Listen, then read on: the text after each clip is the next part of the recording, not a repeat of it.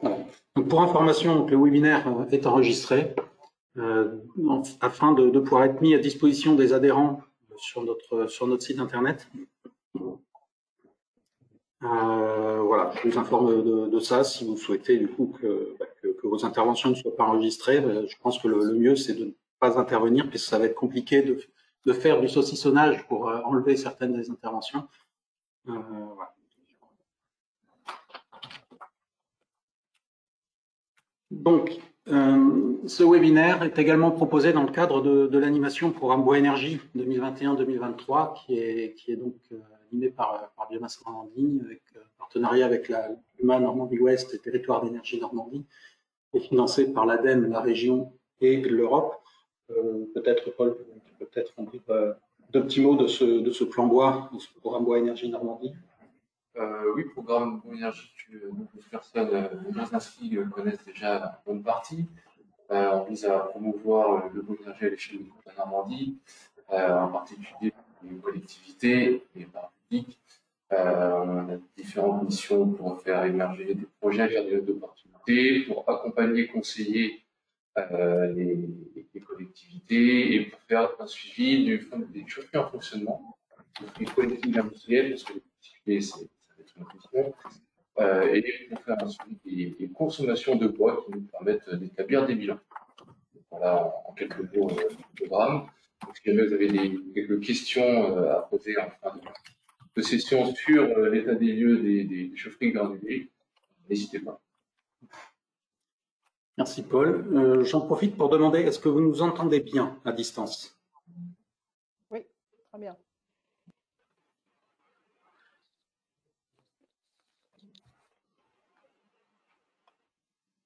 Je vous dis que oui. Alors, cette intervention aura deux grandes parties. Une première partie donc, qui vise à présenter un peu l'état des lieux de la filière granulés de bois en France, avant d'aborder l'articulation des usages entre granulés et plaquettes pour les chaufferies biomasse. Poser un peu le cadre, le décor, parce que les granulés, c'est quand même pas... comment dire, le chauffage collectif industriel n'est quand même pas le débouché majoritaire des granulés, donc ça permet quand même de poser un peu le décor, de faire cet état des lieux en première partie. Donc que ce soit sur l'aspect production-consommation, import-export, également les matières premières utilisées, les caractéristiques des granulés et les débouchés principaux pour le chauffage. La deuxième partie, donc, ce sera sur l'articulation des usages entre granulés et plaquettes pour les chaufferies, donc biomasse collective industrielle. C'est là que la valeur ajoutée, la plus-value, on va dire, de l'étude dont je vous ai parlé tout à l'heure se voit avec la distinction entre chaufferie dédiée et réseau de chaleur, et pour les chaufferies dédiées, qui sont quand même les chaufferies majoritaires pour les granulés, très largement, la logique qui préside à la réalisation de ces chaufferies et les zones de pertinence granulés, plaquettes, au regard de leur aspect économique notamment, mais pas que. Et enfin, un petit mot sur l'usage des granulés de bois sur les réseaux de chaleur. Donc, si on regarde d'abord l'état des lieux de la filière granulés de bois en France. En matière de production, vous voyez sur la carte quand même un bon nombre de points, donc de sites de production, de sites industriels de production. Donc une soixantaine de sites existent en France pour une production d'environ 1,6 million de tonnes en 2019. Il est à noter qu'au début des années 2000, cette production de granulés de bois en France était de l'ordre de 15 000 tonnes. Donc on peut voir le chemin parcouru entre moins de 20 ans, on va dire, avec une multiplication par 100 de la quantité de granulés produites sur le territoire national. Depuis 2008, il y a un accroissement quasi linéaire de la production, de l'ordre de 125 000 tonnes de granulés par an. Donc vous voyez sur la carte également que ces sites de production ont des tailles qui peuvent être sensiblement différentes entre des très gros sites qui produisent plus de 50 000 tonnes de granulés par an et des sites qui en produisent moins de 5 000. Donc la différence de couleur, juste pour information, la différence de couleur sur la carte est liée au fait que les producteurs en vert adhèrent à l'une ou l'autre, voire les deux, des organisations professionnelles de la filière, à savoir Propellet, donc qui est un peu la structure de promotion du granulé de bois en France, et SNPGB, qui est le syndicat national des producteurs de granulés de bois, donc qui rassemble des producteurs. Et qui a donc pour vocation plutôt, là par contre, à être sur les thématiques de la mode.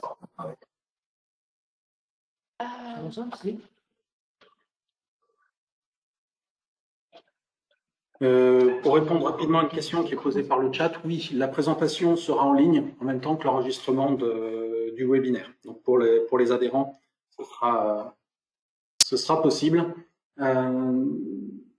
Oui, je pense que ce sera mis en ligne. Peut-être, il faudra voir avec le secrétariat comment on fait, si c'est uniquement mis en ligne ou également transmis aux participants qui sont inscrits en direct par mail. Et ça, ce sera à voir, mais au minimum, ce sera accessible en ligne. Donc pour continuer sur l'état des lieux, donc la consommation granulée de bois en France est de 1,85. Non, vous pouvez, mais regardez. D'accord. En fait, c'est des slides qui passent, quoi. Hein? D'accord.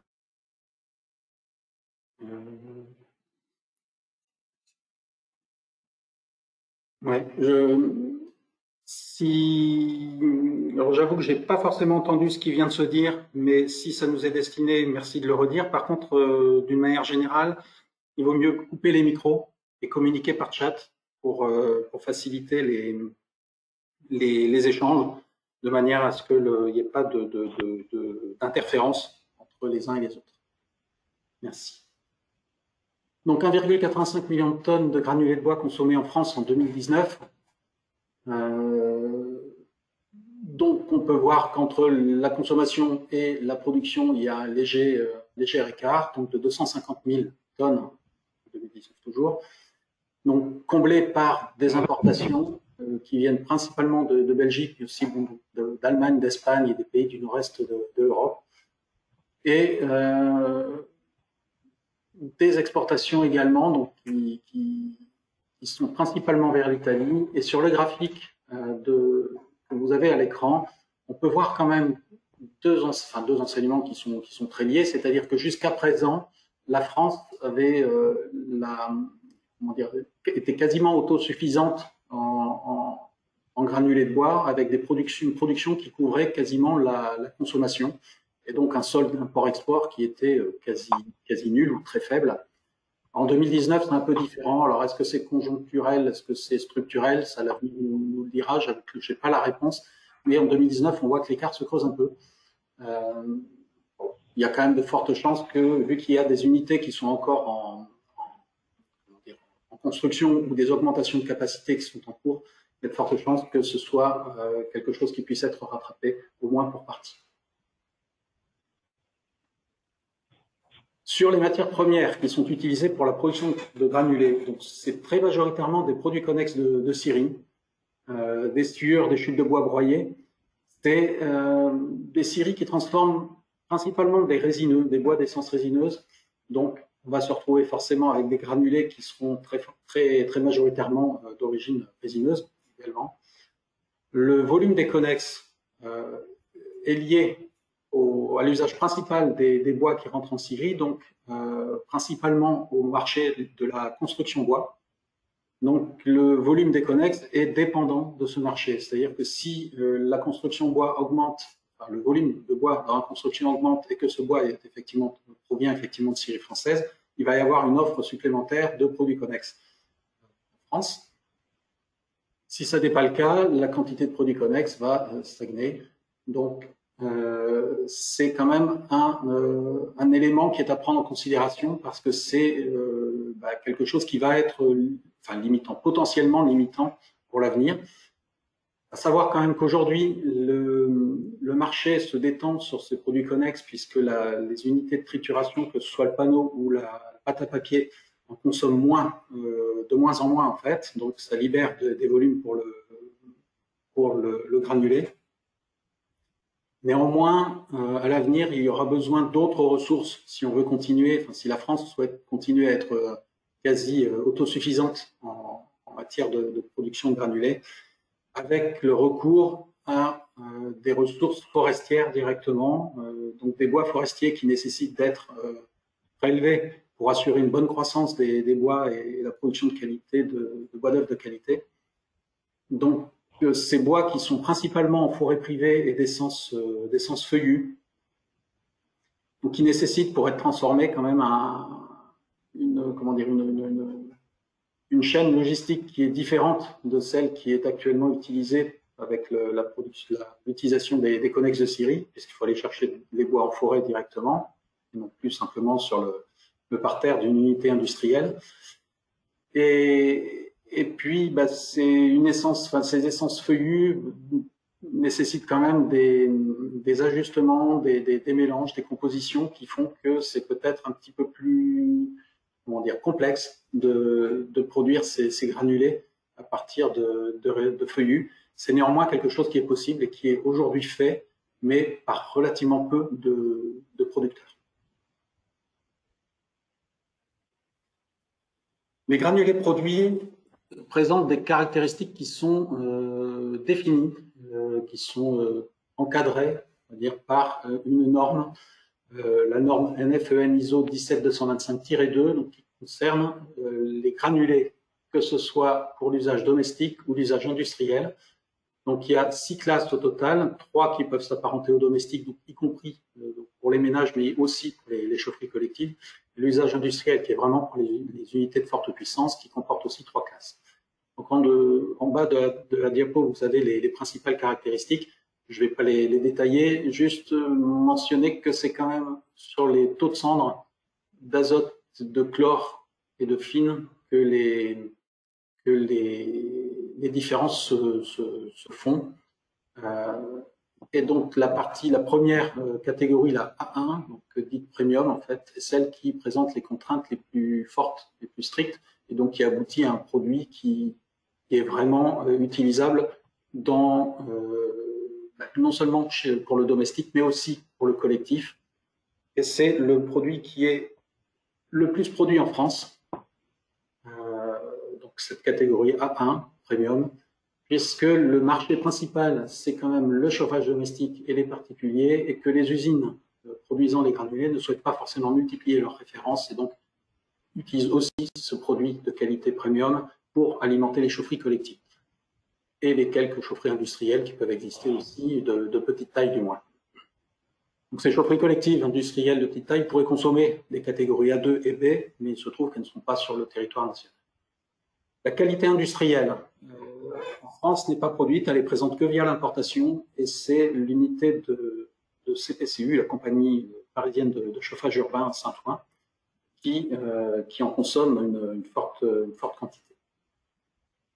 Donc, comme je vous disais, les granulés français sont issus de résineux dans leur grande majorité. Il n'y a que 10-12% de la production qui provient d'un mix feuillu-résineux. Donc la part de feuillu peut aller de 30 à 60% dans ce mix, granulés mixtes. Et les granulés purement feuillus sont rares. Enfin, la totalité de la production de granulés française est certifiée sous l'une des 3 marques NF Biocombustible Solide, DIN+, EN+, à l'exception, mais de manière très minoritaire, de la production issue des très petits producteurs dont le marché est vraiment quelque chose de local, de proximité, et qui n'a pas nécessairement besoin de ces certifications pour écouler sa production auprès de ses clients. En matière de débouchés des granulés, le marché est quand même très largement tiré par le chauffage domestique. Et ce, de plus en plus, et d'autant plus depuis une dizaine d'années, 10-15 ans, qui a vu, cette période a vu vraiment le décollage des ventes des appareils aux granulés de bois, les poêles principalement, un petit peu les chaudières, mais surtout les poêles granulés. Ce qui fait que depuis 2019, il y a plus d'1 million de ménages qui utilisent les granulés pour se chauffer. Remarquez aussi que pendant ce même temps, les appareils à bûches, les appareils indépendants principalement, les chaudières représentant également très peu dans le cadre des appareils à bûches, les appareils indépendants à bûches ont vu leur vente diminuer régulièrement là, depuis 10 ans, depuis 2010. Ce qui fait qu'aujourd'hui, il y a plus d'équipements au granulé qui sont vendus annuellement que d'équipements aux bûches. Donc voilà pour le principal débouché des granulés. Donc c'est le chauffage domestique et c'est de l'ordre de 95% de la consommation nationale de granulés. Les 5 autres pourcents de consommation se retrouvent, à peine 5%, se retrouvent dans le chauffage collectif industriel, qui voit la prédominance des chaudières de petite à moyenne puissance. On verra tout à l'heure pourquoi ce sont uniquement des chaudières petite à moyenne puissance.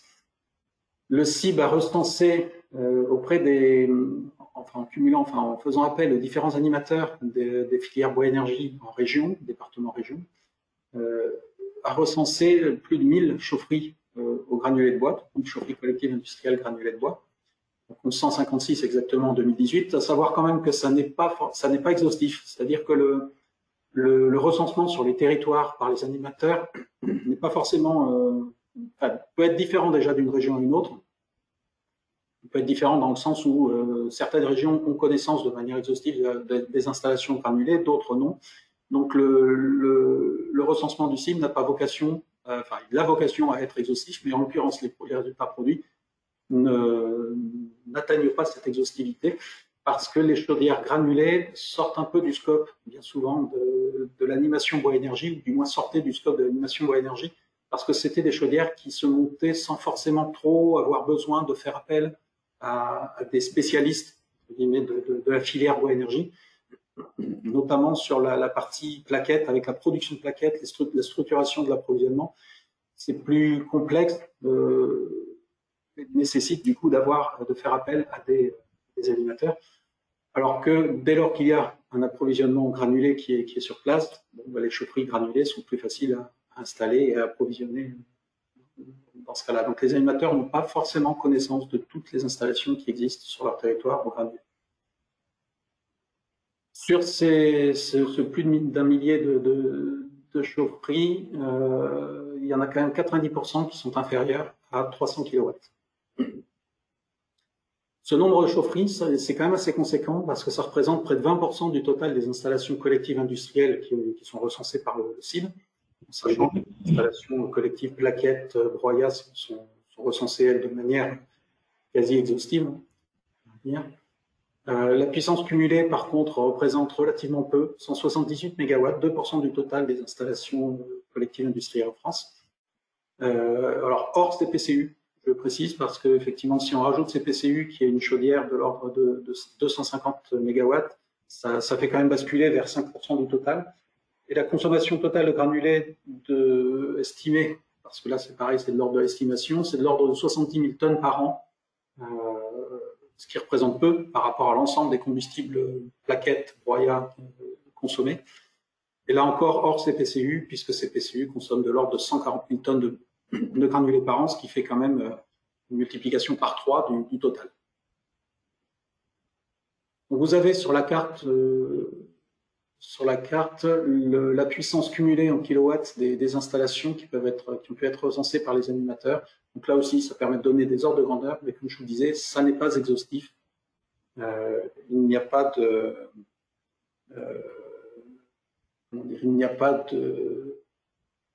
toutes les installations forcément.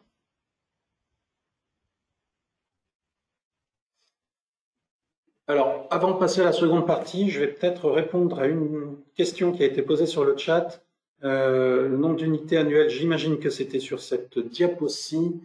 Les ventes d'appareils indépendants, là, ce sont les ventes annuelles. Donc, c'est pas un cumul, c'est bien les ventes annuelles. Le cumul, en fait, représente on verrait effectivement une très forte courbe de manière exponentielle sur les ventes d'appareils indépendants et une courbe écrasée sur les chaudières.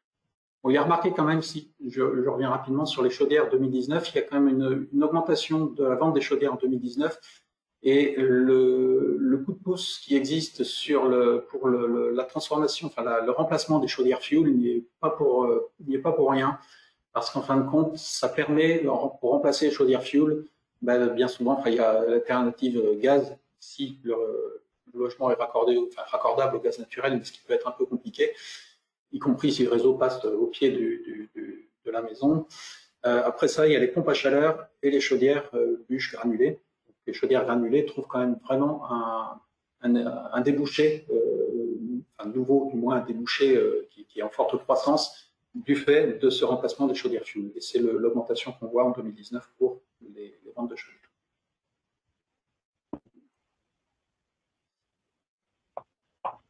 Donc, deuxième partie de la présentation, articulation des usages entre granulés et plaquettes pour les chaufferies biomasse, donc avec un gros zoom sur les chaufferies dédiées, qui sont les installations très majoritaires, si ce n'est quasi exclusives, rencontrées pour l'utilisation de granulés en chauffage collectif industriel. Donc, un petit préambule pour repositionner l'étude. Je vous disais que dans le cadre des recensements par les animateurs des chaufferies collectives industrielles, les unités au granulé passaient parfois sous le radar parce qu'elles se montaient sans forcément avoir besoin de l'assistance de l'animateur et potentiellement même d'ailleurs sans forcément passer systématiquement non plus par des études menées par des bureaux d'études de manière spécifique pour avoir à faire le choix entre granulé et plaquettes. Donc ça peut être le choix du granulé qui est fait au premier abord, y compris par le maître d'ouvrage ou par le développeur du projet dans le cadre d'un nouveau bâtiment. Donc l'idée, c'était de mieux connaître ces installations au granulé, de faire un état des lieux et de mieux les connaître dans le sens de mieux comprendre la logique qui pouvait aboutir à la réalisation de ces installations. Et enfin, de pouvoir appréhender la zone de pertinence de développement de ces installations granulées au regard des installations plaquettes et du coup de pouvoir réaliser un certain nombre de simulations pour quantifier ces zones de pertinence et les limites, on va dire, en termes de production de chaleur. Donc une étude a été financée par l'ADEME et France Bois Forêt, portée par Propellet et réalisée par Propellet, SNPGB et le CIB. Pour cela. Donc pour les chaufferies dédiées, la logique donc, de réalisation, en fin de compte, le premier constat, c'est que bien souvent les maîtres d'ouvrage souhaitent que du bois soit utilisé. Ce n'est pas forcément un souhait d'utiliser du granulé ou de la plaquette qui prévaut, c'est d'utiliser du bois. Ils n'ont pas forcément, ils peuvent connaître l'un ou l'autre, ils n'ont pas forcément, ou les deux, ils n'ont pas forcément d'a priori, sauf les maîtres d'ouvrage qui souhaitent valoriser leurs ressources locales disponibles sur le territoire, donc principalement des plaquettes forestières ou bocagères. Ça peut être aussi des granulés, s'il y a un granulateur qui est sur le territoire. Mais attention quand même, quand il s'agit de valoriser les plaquettes forestières et bocagères dans des unités de petite puissance, il faut que ce combustible soit de qualité, homogène, et donc il faut être certain de ça. Si on n'est pas en mesure d'avoir un combustible qui soit de qualité en termes d'humidité, de taux d'humidité et de granulométrie, il vaut peut-être mieux regarder l'option granulée. Donc, il se trouve qu'en fait, ce sont les animateurs Bois Énergie et ou les bureaux d'études qui sont amenés à regarder les deux options, granulés et plaquettes, en parallèle pour pouvoir décider de ce qui est le plus adapté à la situation concernée, sans forcément avoir d'a priori, sauf quand les puissances en jeu sont trop fortes pour les granulés, sont d'emblée, on sait qu'elles sont trop fortes pour les granulés, ou au contraire trop faibles pour les plaquettes. Et donc dans ce cas-là, ça va orienter le choix vers l'un des deux combustibles.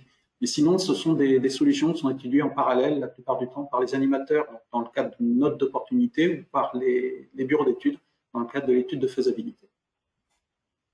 Le constat, en comparaison avec les énergies fossiles, le constat est partout le même, c'est que face au gaz naturel, les granulés et les plaquettes sont difficilement compétitifs, du moins dans les conditions actuelles et qui prévalent depuis quelques années, donc très difficilement compétitives. Alors que face aux flux domestiques ou au propane, au contraire, les installations sont assez faciles à mettre en place, puisque le prix des énergies fossiles en question, donc fioul et propane, est quand même plus important que le prix du gaz naturel, et donc permet de développer les chaudières granulées et plaquettes de manière plus simple.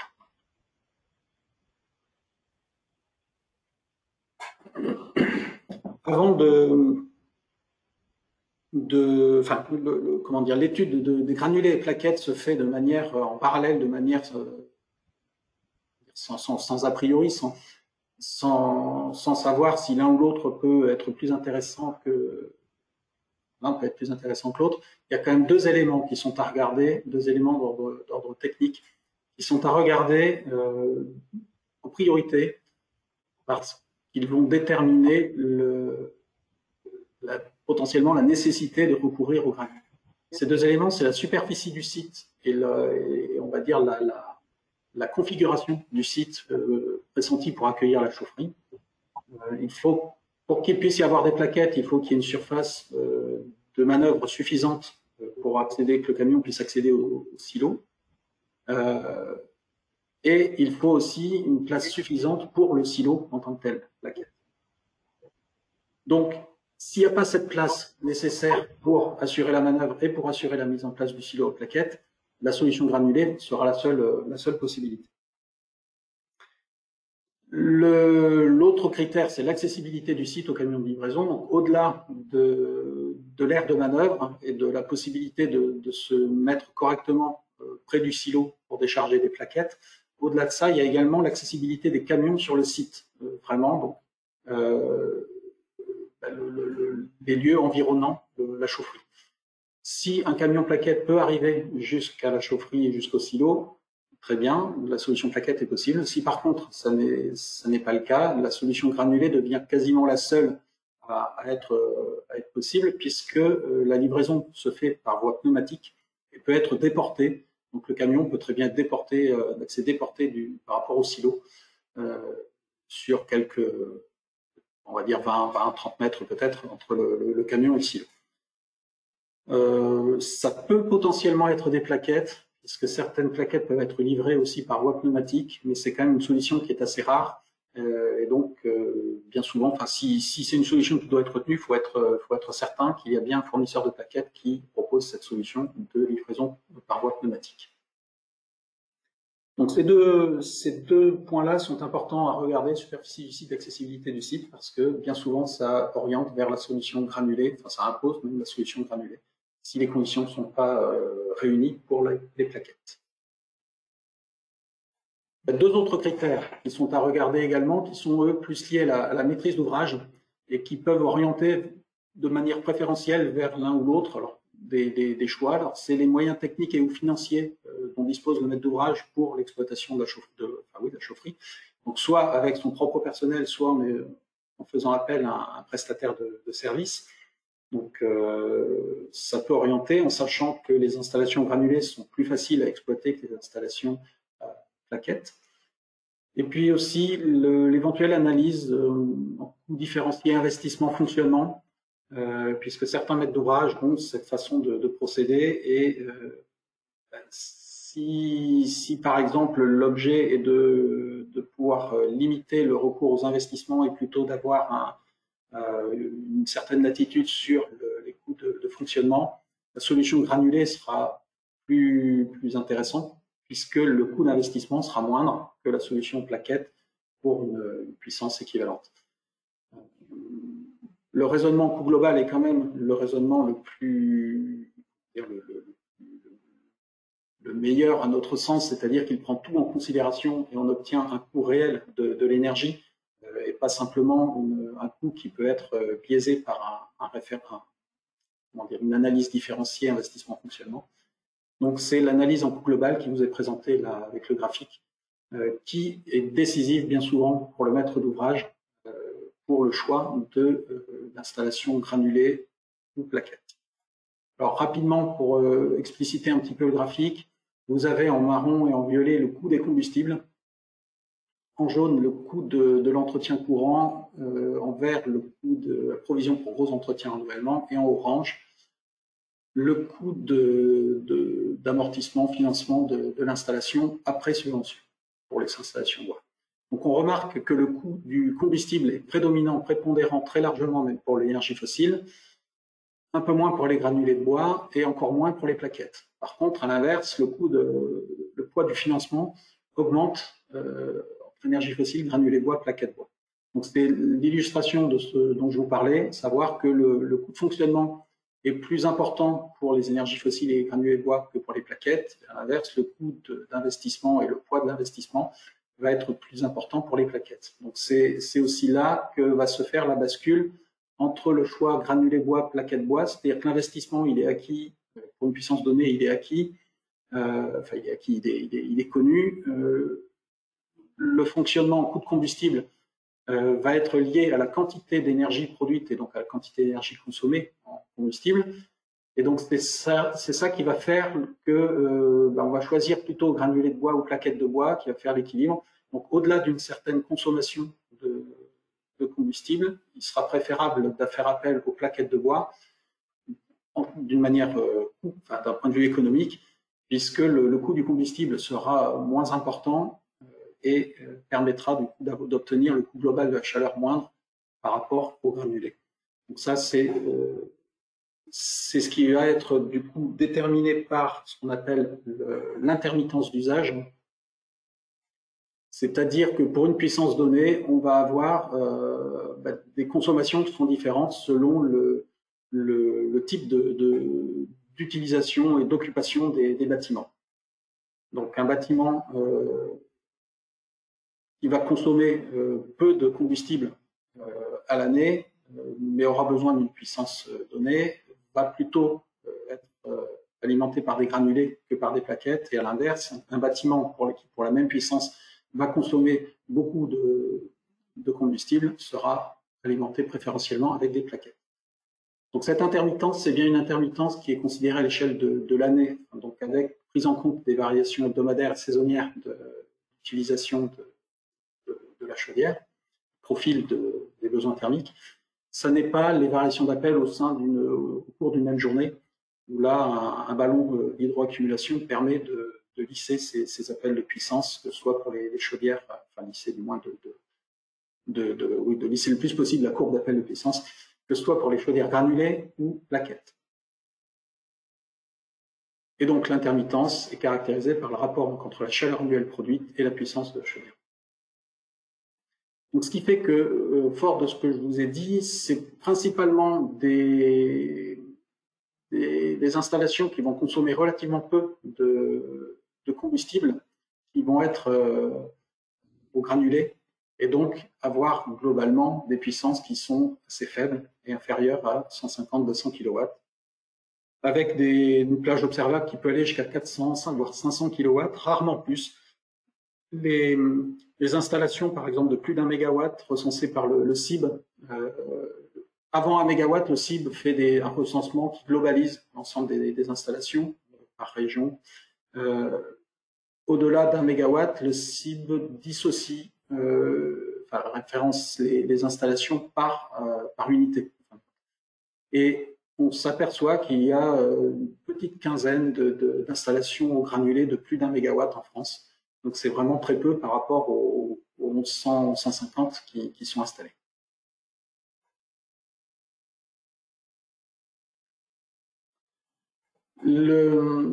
Dans le cadre de l'étude, les interviews en fait auprès des différents acteurs, animateurs, bois énergie et bureaux d'études, ingénieurs bureaux d'études principalement, donc, ont permis d'élaborer un petit arbre de décision, alors qui a valeur d'illustration. Enfin, je dirais que c'est plus dans la démarche. Après, il y a dessus des chiffres. Alors, vous les voyez peut-être pas très bien à l'écran, mais ils sont disponibles dans le cahier du bois énergie.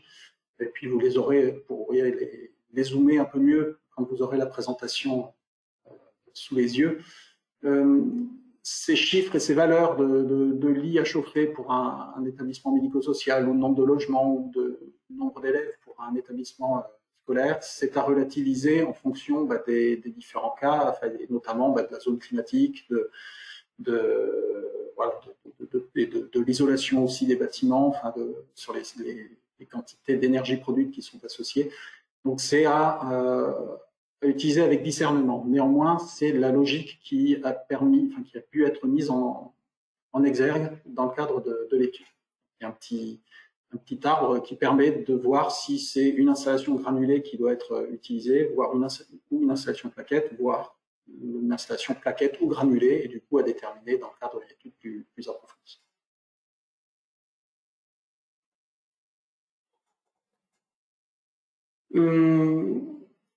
À noter que le fractionnement de la puissance en plusieurs chaudières est courant pour les installations granulées, pour couvrir le plus de besoins possible à partir des granulés, en sachant que ça permet ce fractionnement des puissances de descendre en puissance, puisque le minimum technique possible est d'autant plus bas, puisqu'il est lié à une chaudière, une chaudière de plus petite puissance plutôt qu'à une grosse chaudière de plus grosse puissance. En règle générale, le minimum technique, c'est 10-15% pour les granulés, pour réussir à avoir un fonctionnement qui soit correct. Alors que pour les plaquettes, c'est plutôt de l'ordre de 25 à 30% de la puissance de l'installation, de la chaudière. En dessous de ces 25-30%, on ne peut pas vraiment descendre. Pour les granulés, on peut descendre un peu plus, puisqu'on peut aller jusqu'à 10-15%.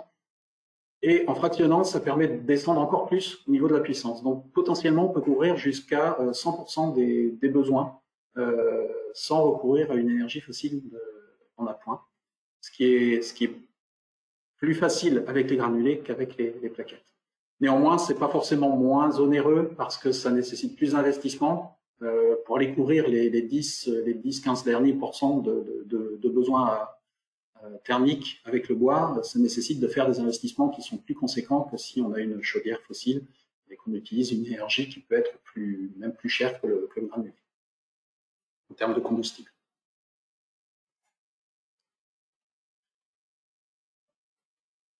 Donc voilà pour la logique sur les chaufferies dédiées. Maintenant, quelques petits mots sur les simulations qui ont été menées dans le cadre de l'étude sur ces chaufferies dédiées.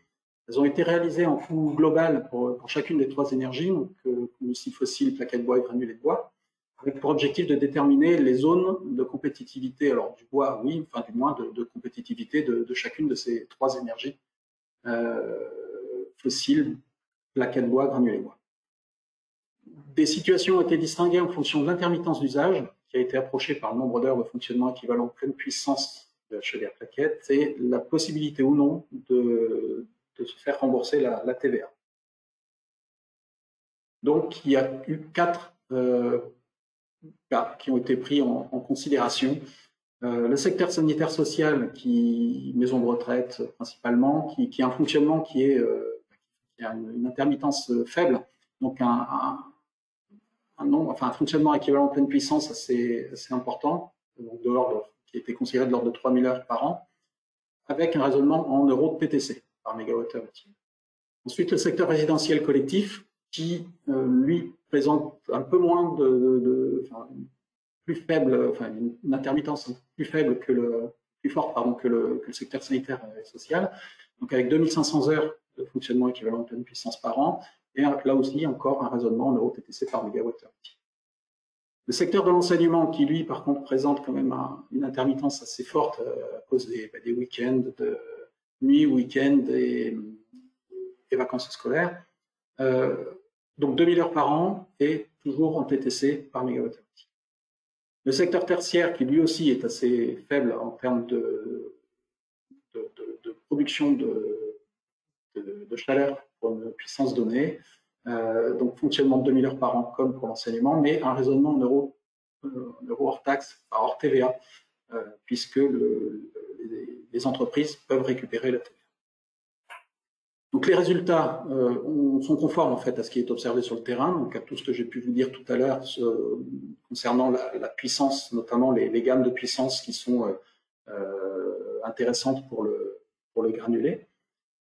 Ils apportent quand même des précisions sur l'articulation des usages de granulés plaquettes, mais il est bien évident que pour un projet donné, il faut faire appel à une étude spécifique. Il ne faut pas uniquement se référer à cette étude et à ces simulations, qui restent quand même assez générales. Donc un exemple en fait, là, je vous laisserai regarder de façon plus posée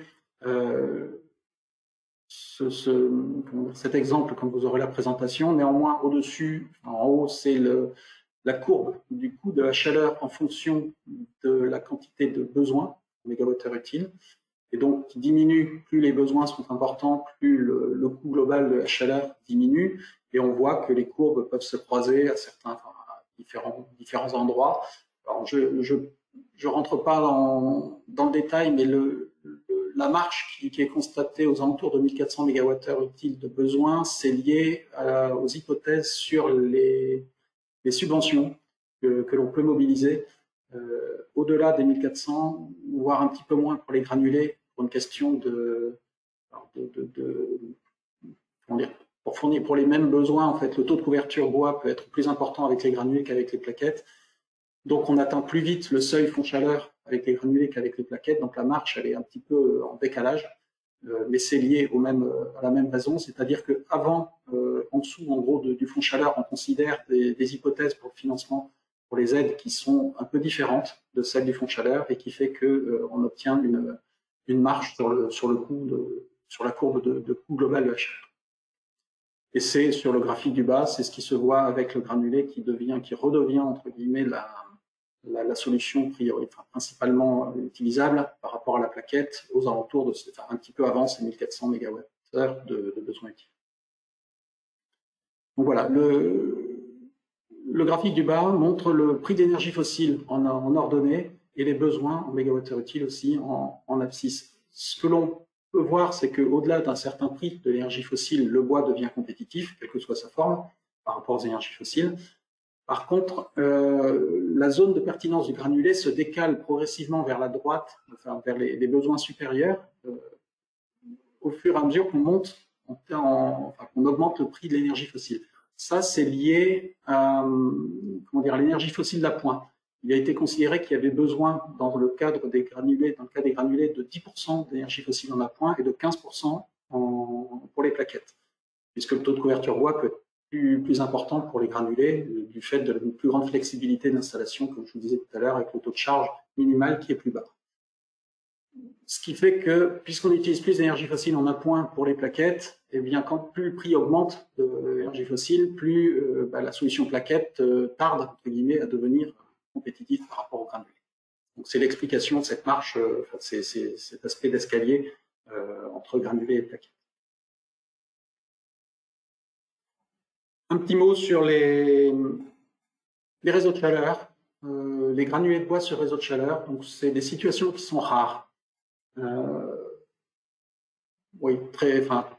Comme je vous disais, ça va se rencontrer effectivement. C'est pas que les installations de plus d'un mégawatt. Effectivement, il y en a qui sont de moins d'un mégawatt sur réseau de chaleur.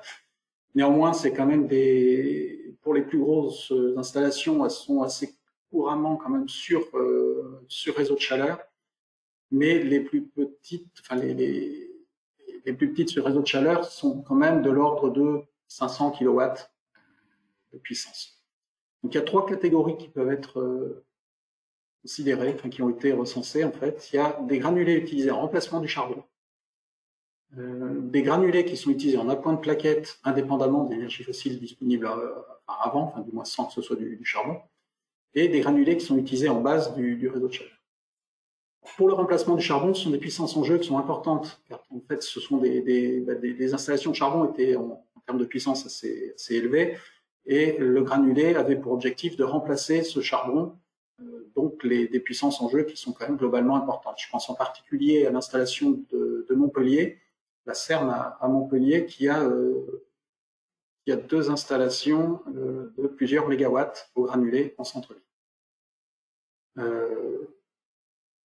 Le granulé, dans ce cas-là, est utilisé en appoint des énergies principales du réseau, globalement. Donc, c'est-à-dire que les plaquettes de bois peuvent figurer, ce qui est le cas, par exemple, sur le réseau de Montpellier que je citais, mais il y a potentiellement pas mal d'autres énergies qui peuvent être utilisées, énergie de récupération, voire géothermie, puis aussi énergie fossile. Encore, pas forcément le charbon, puisque l'objectif a été de le remplacer, mais d'autres énergies fossiles. Et il y a deux raisons pour lesquelles les granulés sont choisis de préférence aux plaquettes dans ce cas de remplacement du charbon. c'est que la granulométrie des granulés est quand même assez proche de celle du charbon utilisé, donc on peut réutiliser les équipements en place, chaudière et brûleur à projection, et donc limiter les investissements nécessaires pour basculer du charbon au bois. Et l'autre raison, c'est la place disponible, puisque les chaufferies peuvent être en centre-ville, et la configuration du réseau faisant, l'installation granulée doit être mise à la même place que l'installation bois, en général, doit être mise à la même place que la chaudière charbon remplacée, et donc les installations granulées sont quand même plus compactes que les installations chaudières, notamment en matière de silos ou de possibilité de silos déportés. Donc c'est plus simple. Alors, c'est peut-être pas le mot simple. Quand on regarde par exemple l'installation qui a été mise en place dans le cadre de CPCU, je suis pas certain qu'on puisse dire que c'est simple. Maintenant, c'est sûr que ça n'aurait pas été possible avec des plaquettes, et que donc le choix du granulé, que ce soit pour approvisionner par train dans ce cas-là, et puis avec un stockage qui est de l'autre côté de la rue, donc qui peut être assez facilement déporté, mais c'est quand même des situations qui sont assez complexes, et ça relève vraiment du cas par cas. Donc les deux autres cas, c'est chaudières au granulé qui sont utilisées en appoint d'une chaudière plaquette, qui elle est utilisée en base d'un réseau de chaleur, donc dans l'objectif d'atteindre vraiment pas les 100% vraisemblablement, pourquoi pas, mais d'énergie bois, mais plutôt peut-être 15% d'énergie bois sur le réseau. Il y a deux cas, donc soit c'est vu dès l'origine du projet, lorsque la ville n'est pas desservie par le gaz naturel et que l'utilisation de fioul ou de propane conduit à un même coût de chaleur d'appoint que les granulés. Donc, préférentiellement, les granulés c'est plus intéressant, ça permet d'avoir un taux de couverture énergie renouvelable plus important. Et l'autre cas, c'est à l'occasion de l'extension d'un réseau de chaleur, donc qui a déjà une chaudière plaquette en base et sur lesquelles on veut couvrir des besoins en demi-saison ou l'été pour la production d'eau chaude sanitaire, ce qui peut être pas forcément évident avec la chaudière plaquette en place, parce que comme je vous le disais, il y a un taux de charge minimum qui est de l'ordre de 25-30% de la puissance de la chaudière bois, la chaudière plaquette. Donc si l'été ou en demi-saison, cette puissance n'est pas atteinte, c'est l'énergie fossile d'appoint qui est utilisée. Donc là, ça peut être intéressant également de mettre en place une seconde chaudière bois, potentiellement granulée. Par contre, il convient quand même de regarder si c'est bien une chaudière granulée qu'il vaut mieux mettre en place ou si une chaudière plaquette peut aussi faire l'affaire. Et enfin, le dernier cas, des granulés utilisés en base d'un réseau de chaleur. Et dans le cadre de l'étude menée par l'étude ADEME France Bois Forêt, il n'y a eu qu'un seul cas de granulés en base d'un réseau de chaleur dans le cadre d'un écoquartier qui a été recensé, et cette chaudière fait 600 kW. Donc c'est vraiment des cas assez particuliers. Voilà, j'en arrive à la fin de ma présentation qui était peut-être un petit peu longue, j'en suis désolé. Maintenant, donc, vous noterez nos prochains webinaires en février, mars et avril. Je vous laisse regarder et on peut prendre les questions. Alors, il n'y a pas eu de questions posées par chat. Par contre, il y a peut-être des questions à poser en direct. Je vais juste augmenter le niveau sonore. Je ne sais pas si c'est ce niveau-là, comment ça se gère. Si c'est là, des fonctions, tac. Ça doit être ça. Donc la parole est à vous si vous avez des questions.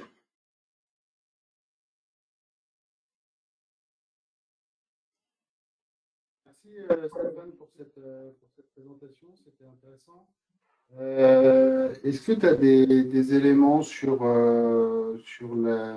l'actualité de la filière granulée, avec notamment des importations massives d'Allemagne, entre autres, liées à la crise des scolites? Est-ce que tu as des éléments là-dessus ou ça ne fait pas partie des choses que vous avez évoquées avec Eric ou autre?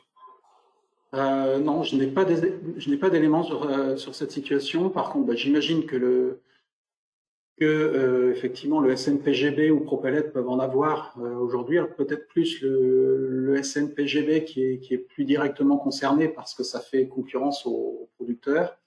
Mais oui, c'est possible qu'il y ait des importations massives. Ouais. Enfin, c'est possible, enfin, si tu le dis, je pense que c'est qu'il y en a. Mais j'avoue que j'ai pas plus d'infos que ça là-dessus. Mais c'est question que je peux poser. Et puis on apportera une réponse donc aux participants du webinaire en répondant aux participants en direct.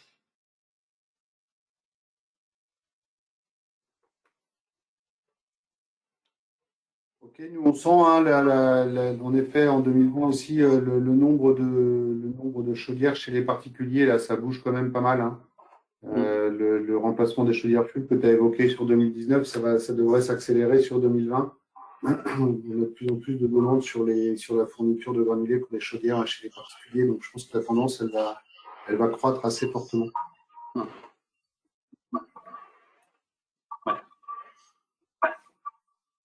Mais ça va continuer aussi sur le collectif, mais il n'y a pas la même dynamique, en fait, évolution de dynamique, puisque sur le chauffage domestique, il y a vraiment ces aides, ce coup de pouce qui est apporté pour le remplacement des chaudières fuel. Et il y a de fortes chances que ça y soit pour beaucoup. Du moins, l'inflexion, elle a été constatée sur les chaudières 2019. Ouais, dans le cadre du décret tertiaire, il y a quand même quelque chose peut-être qui pourrait être mis en avant là collectivement par le CIB et puis par les promoteurs de la filière granulée pour essayer de faire en sorte qu'on trouve un package, tu vois, d'ensemble sur la rénovation du bâti et puis l'installation de basculement à une énergie renouvelable avec une aide dédiée sur les bâtiments tertiaires. On pourrait peut-être faire un petit chantier là-dessus. Oui. Alors après, l'aide dédiée, je pense que ça va surtout être des installations qui pourront bénéficier du fonds chaleur. Après, à voir s'il peut y avoir quelque chose de spécifique lié à ça. En plus de l'aide. Alors, oui, on peut essayer effectivement, ça pourra être intéressant d'accentuer sur notamment le cumul des aides fonds chaleur et de la fiche C2E, chaudière biomasse dans le collectif, dans le tertiaire. Dans ce cas-là. Parce qu'il y a déjà le coup de pouce dans le tertiaire qui existe, en remplacement du fuel aussi. Je ne pense pas que pour le moment ça se soit vraiment vu avec l'utilisation de la fiche certificat d'économie d'énergie, de chaudière biomasse collective dans le tertiaire, mais peut-être que ça viendra également. Enfin, on a 2 ans pour le voir en fait. Il faut que les travaux soient faits avant la fin de 2022. 2 ans pour voir s'il y a vraiment un intérêt à avoir un engouement pour l'utilisation de cette fiche. Et dans le cadre du décret tertiaire, oui, à voir s'il y a une réflexion qui peut être menée pour être plus percutant sur l'utilisation de bois énergie en plus de la rénovation.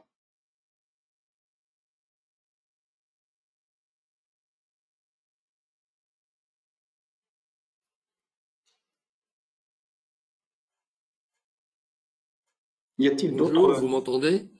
Oui. Oui, Oui. Régis Chopin, Chambre d'agriculture de Normandie, CRAN, hein, donc, et élu référent de Novéatech Normandie.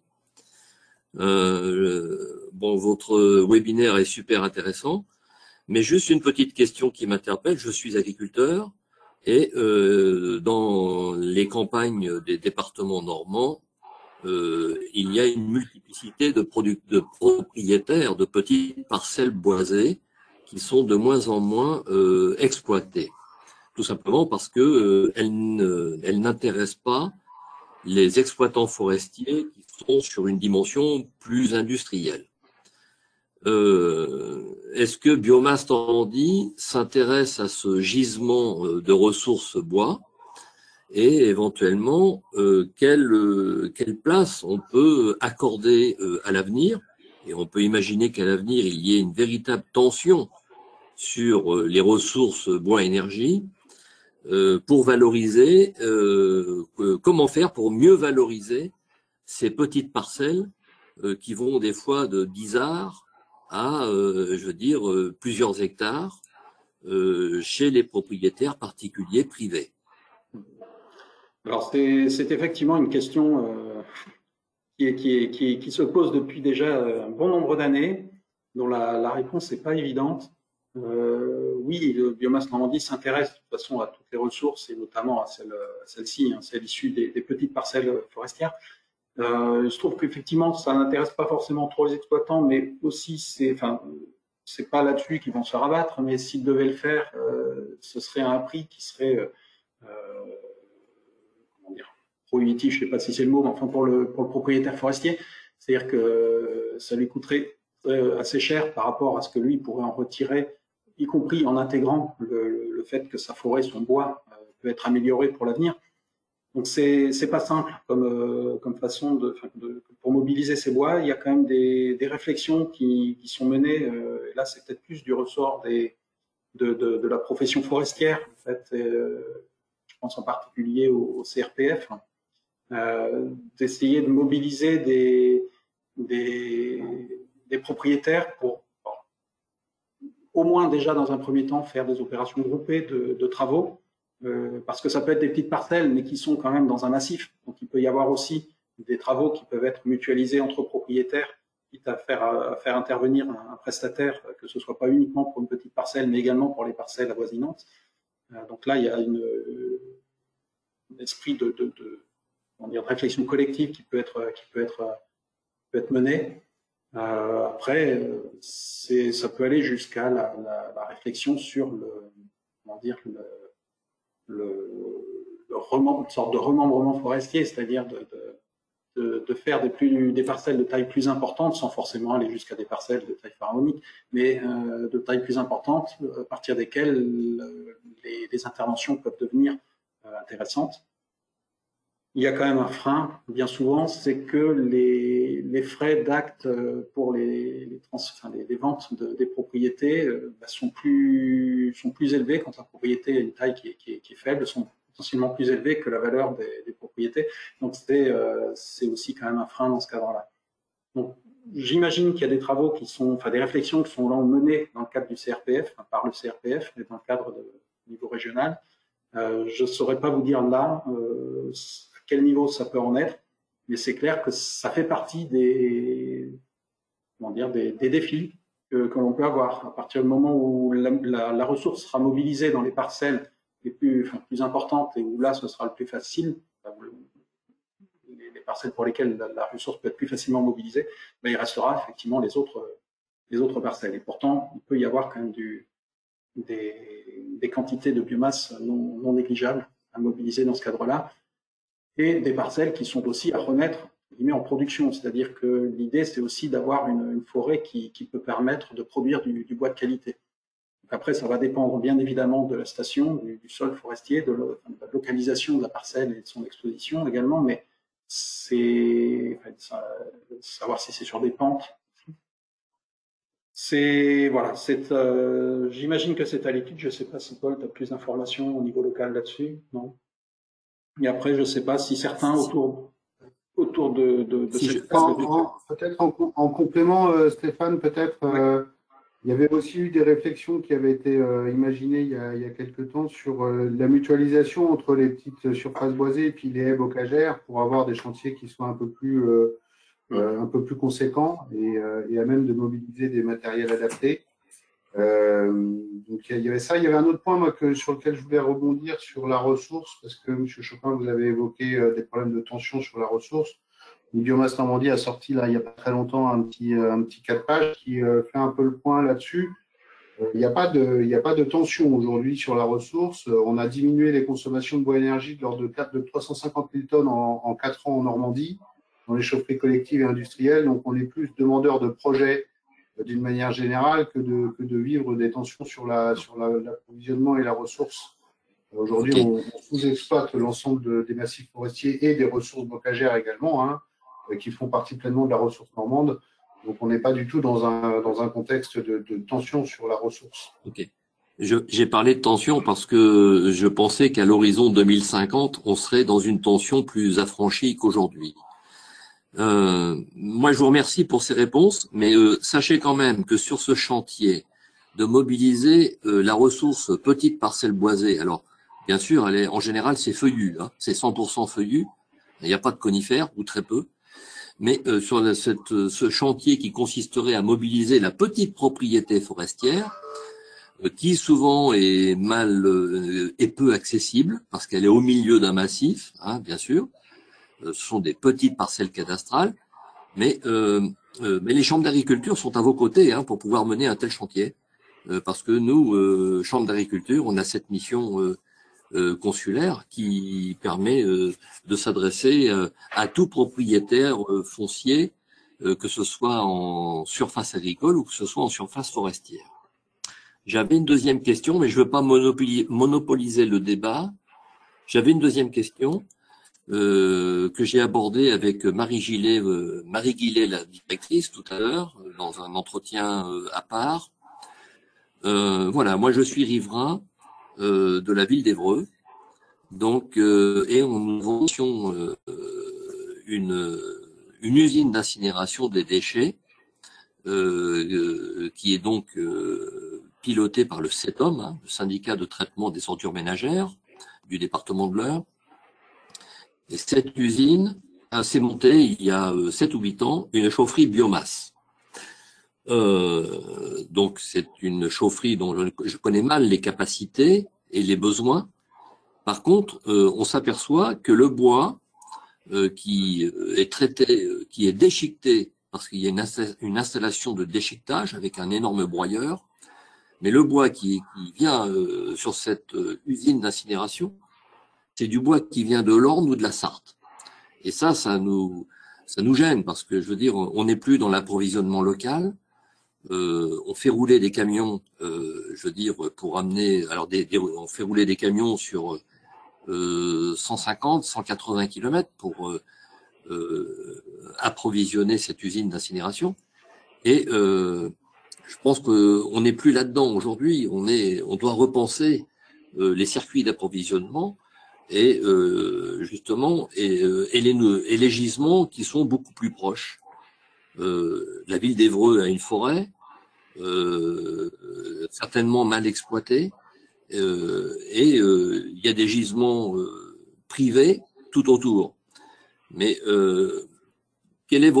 comment faites-vous pour pouvoir appréhender justement ces nouvelles données, ce nouveau contexte avec les collectivités ou les syndicats tels que le CETOM de l'Eure, pour pouvoir les encourager à regarder un modèle d'approvisionnement plus proche, plus vertueux et bien sûr en toute sécurité. Ma question est trop compliquée peut-être. Elle n'est pas compliquée, c'est très intéressant. Ce sont des questions qui se posent à chaque projet, et pour chaque projet, il y a des cas particuliers. En termes d'approvisionnement à une assez forte échelle, on peut toujours se renseigner pour valoriser du bois local, mais dans un souci de disponibilité, on ira aussi chercher dans un périmètre plus large. C'est pour ça qu'on raisonne généralement pour de grosses chaufferies, de grosses installations, à une échelle régionale, j'ai envie de dire, parce que même en termes d'intercommunalité, ça reste trop petit comme territoire. Donc ça n'empêche pas de valoriser des bois locaux, mais ça reste quand même compliqué en termes de disponibilité et puis en termes d'approvisionnement. Et puis de prix aussi, parce que la production de plaquettes à partir des quelques bois privés ou publics, mais du côté d'Évreux, ce sera vraisemblablement plus onéreux que de s'approvisionner en déchets de bois, enfin en déchets de bois de provenance de la Sarthe. Alors j'entends bien par contre sur l'aspect importation vraiment de l'étranger. Il y a certainement des réflexions à mener pour limiter ce nombre ces quantités de bois importés. Par contre, il y a aussi l'aspect économique. Et puis, alors, je ne connais pas moi personnellement l'installation d'Évreux, mais il y a aussi quand les installations sont prévues pour brûler des bois et donc avec des traitements de fumée qui sont adaptés à des bois qui potentiellement sont moins propres entre guillemets que des plaquettes forestières. Ça peut être intéressant également du coup d'en profiter pour limiter la quantité de plaquettes forestières consommées par ces chaufferies, parce que les plaquettes forestières peuvent être consommées par d'autres chaufferies avec des traitements fumés de moindre importance pour des plus petites chaudières, et que les déchets de bois puissent être brûlés dans des installations qui ont les traitements de fumée adaptés. Alors, je parle sous le couvert de mon collègue Paul et puis de Mathieu Fleury également, parce que je ne connais pas l'installation du Ouais, peut-être en complément, Stéphane, là-dessus, sur Évreux, Monsieur Chopin, il faut savoir que c'est le syndicat de traitement des ordures ménagères, c'est une collectivité, enfin, c'est un syndicat de traitement, donc il a lancé un marché pour la fourniture de combustible et il a retenu l'offre la moins disante. Oui, non, mais je pense que voilà, voilà, il y a l'exploitant qui est maintenant Suez, qui a remplacé Novergy. L'exploitant a une délégation de service public, évidemment, et donc lance des appels d'offres, évidemment, et ils prennent la solution la moins disante. Mais je trouve, alors évidemment, il y a certainement une norme dans le bois nécessaire pour que les fours puissent supporter des fumées qui soient les moins chargées possibles, évidemment. Il y a certainement cette question-là. Mais moi, je trouve ça de plus en plus aberrant, même si la filiale qui suit le fonctionnement de cette chaufferie bois, ça doit être bois combustible. Vous me reprenez si je dis une bêtise, mais c'est une organisation ou une association. Ça n'est pas Biomasse Normandie, hein, qui est, je veux dire, qui conseille en ingénierie cette chaufferie, mais ça doit être bois combustible, qui doit être une organisation autre. Mais par contre, voilà, on est sous l'emprise de grands groupes industriels et qui ont leurs habitudes et qui, bien sûr, on est sur un volume important. La prise, c'est 7000 tonnes de bois annuels nécessaires. Donc, on est sur un comment je veux dire, un volume important qui est peut-être difficile à mobiliser à proximité, tout simplement. Et puis, une catégorie de bois qui est peut-être requise par les installations de traitement de fumée. Voilà, mais j'en sais pas plus, mais je suis obligé de réagir en tant qu'élu chambre de lecture. Je suis obligé de réagir quand je vois des tonnages comme cela qui viennent hors région. On n'est plus en Normandie. Quand on est dans la Sarthe, on n'est plus en Normandie. On est en Pays de la Loire et c'est dommage, quoi. C'est tout, quoi, parce qu'on ne rentabilise pas les forêts toutes proches sur le territoire normand. Merci pour vos réponses. Et merci pour votre question et vos commentaires. Une question qui est pas vraiment une question, mais qui est plus un constat, enfin, qui est fait par le chat, par Pierre Usureau, qui n'a pas qui a un souci de micro, donc qui ne peut pas interagir en direct, qui signale que le coup de pouce chauffage et bâtiments tertiaires n'est pas cumulé avec le fonds chaleur, coup de pouce, donc certificat d'économie d'énergie. Effectivement, le compte patrimonial des aides de l'ADEME, donc je confirme qu'effectivement, ça n'est pas cumulable. Et il précise que,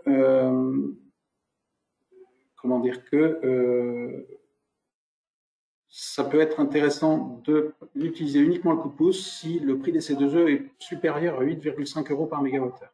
Alors, c'est quand même un prix de C2E très important. À mon sens, c'est quand même bien valorisé. Se peut que dans la plupart des cas, ce soit quand même le fonds chaleur qui soit plus intéressant.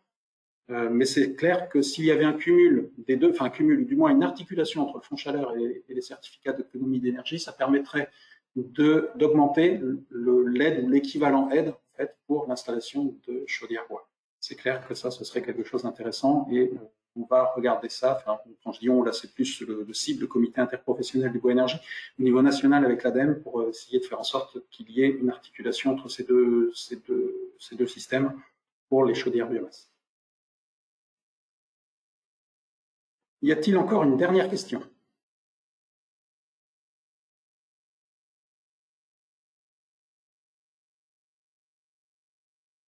Non, bah écoutez, il nous reste alors à vous remercier pour cette heure, cette bonne heure passée ensemble, pour avoir assisté donc à ce webinaire sur les granulés de bois, chaufferie collective industrielle. Donc pour mémoire, la présentation comme l'enregistrement de ce webinaire seront disponibles pour les adhérents de Biomasse Normandie sur le site internet. Et je reviendrai vers vous avec, si j'ai une réponse à la question sur l'aspect importation des granulés d'Allemagne actuellement à cause des scolites. Je vais poser la question, je verrai bien ce que je peux avoir comme réponse. Si j'ai une réponse, je vous enverrai, enfin, du moins j'enverrai la réponse aux participants qui se sont inscrits et dont on a les coordonnées, du coup, les coordonnées mail. Voilà, il me reste juste à vous souhaiter une bonne fin de journée et puis à bientôt pour l'un de nos prochains webinaires. Merci. Au revoir. Merci. Bonne journée. Au revoir.